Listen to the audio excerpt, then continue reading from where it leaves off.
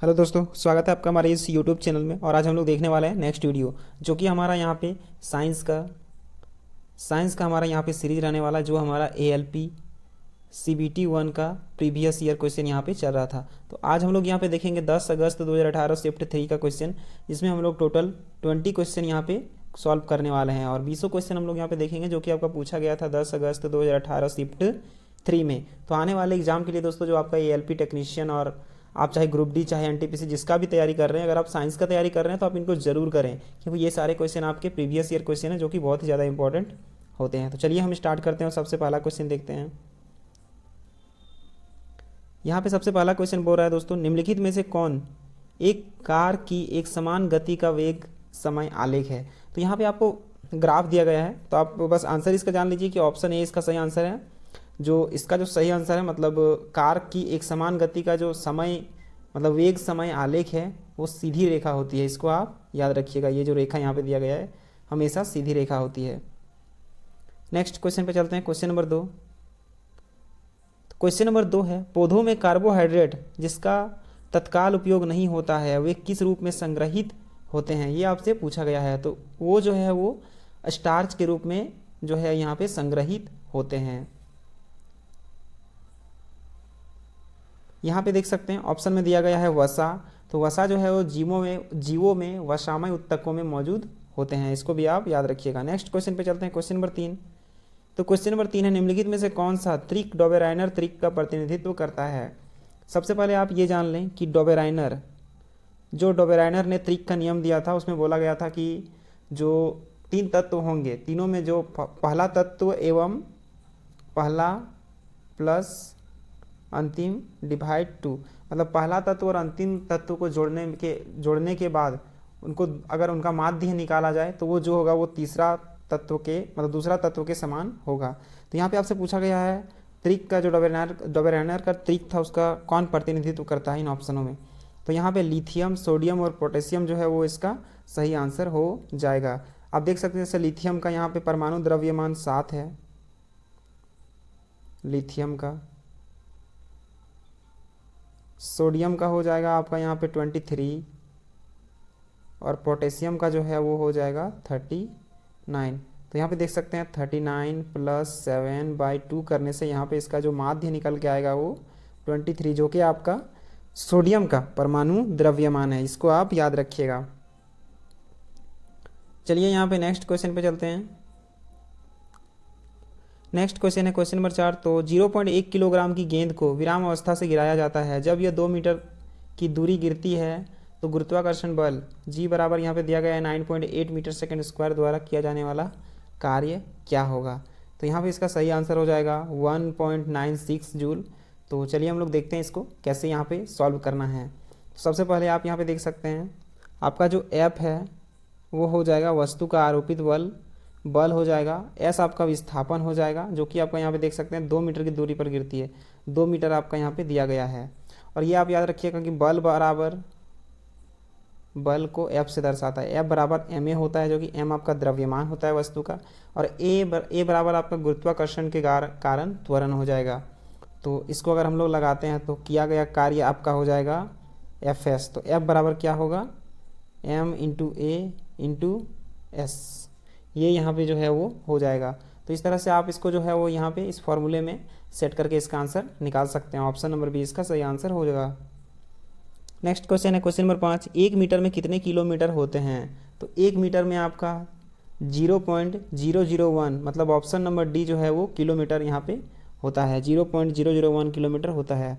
एक बात आप याद रखिए दोस्तों, 1 मीटर बराबर होता है 0.001 किलोमीटर। 1 किलोमीटर बराबर होता है 1000 मीटर। तो आपका 1 मीटर बराबर कितना हो जाएगा 1/1000। इसको आप सॉल्व कीजिएगा तो आपका 0.001 यहाँ पे ऑप्शन नंबर डी इसका सही आंसर हो जाएगा। नेक्स्ट क्वेश्चन है क्वेश्चन नंबर 6। तो निम्नलिखित में से कौन सी गैस चूने के पानी को दूधिया बना देती है। तो यहाँ पे कौन सा गैस जो है वो चूने के पानी को दूधिया बना देता है। तो CO2 कार्बन डाइऑक्साइड आपका यहाँ पे सही आंसर हो जाएगा।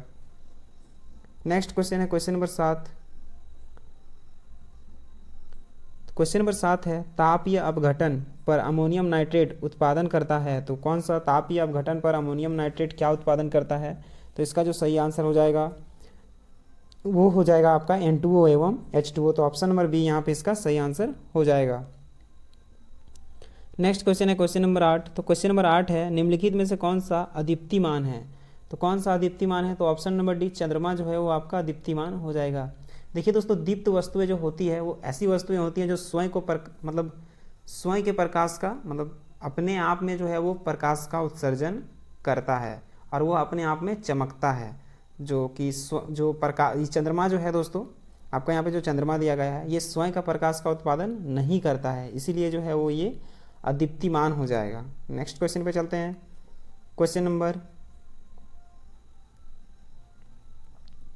नेक्स्ट क्वेश्चन है क्वेश्चन नंबर 10। तो क्वेश्चन नंबर 10 है निम्नलिखित में से कौन सा कथन गलत है? यहाँ पे आपका गलत पूछा गया है।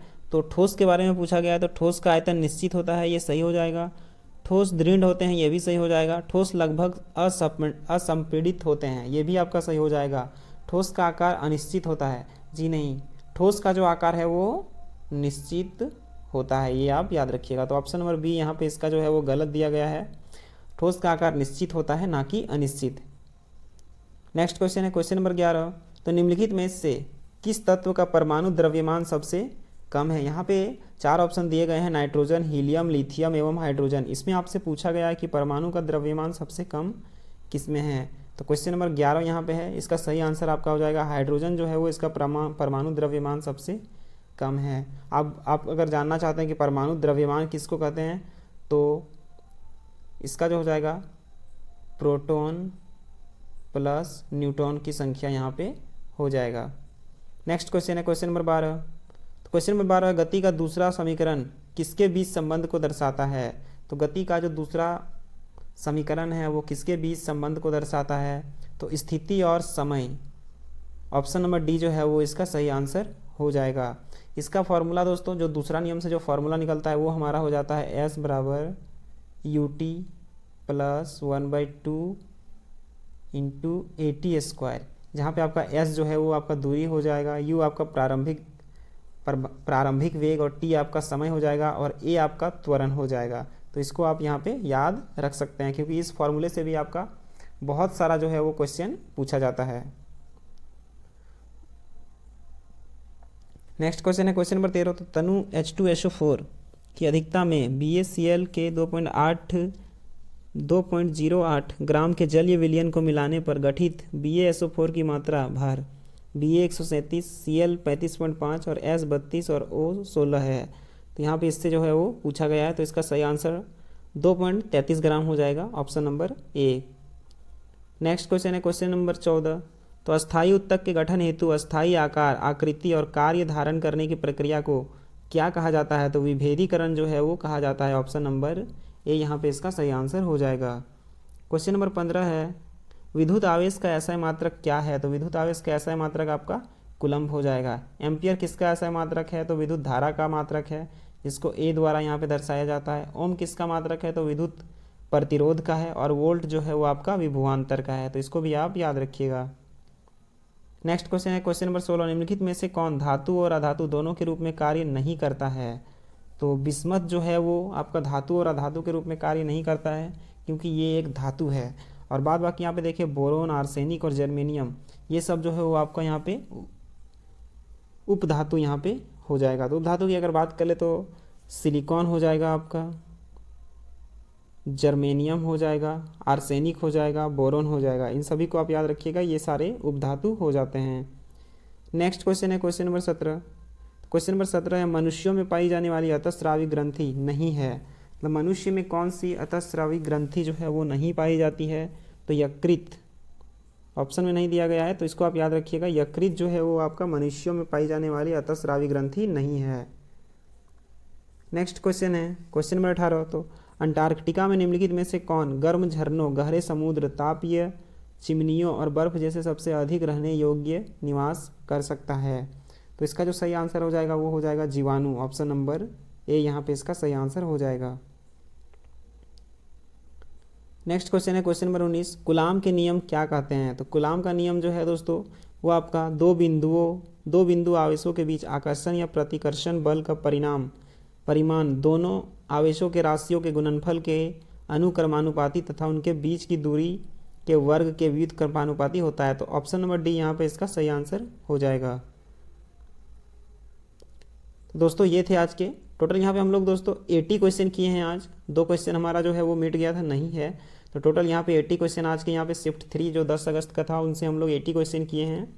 और इसी तरह से दोस्तों नेक्स्ट वीडियो में हम लोग नेक्स्ट शिफ्ट के साथ मिलेंगे। और कैसा लग रहा है वीडियो ज़रूर बताइएगा। अच्छा लगा है तो चैनल को सब्सक्राइब करें, लाइक करें और कमेंट करके ज़रूर बताएं। मिलते हैं नेक्स्ट वीडियो में, तब तक के लिए धन्यवाद।